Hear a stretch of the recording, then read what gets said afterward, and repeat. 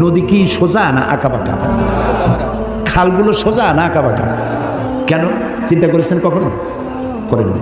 আঁকাবাঁকা করার সোজা যদি হয় তাহলে শুধু দুই পারের মাটি উপকৃত হবে, আর যদি আঁকাবাঁকা হয়ে যায় তাহলে বেশি পরিমাণ মাটি এই পানির দ্বারা ফায়দা পাবে।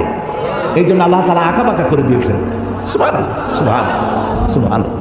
আল্লাহ তাআলা গাছ বানাইছেন।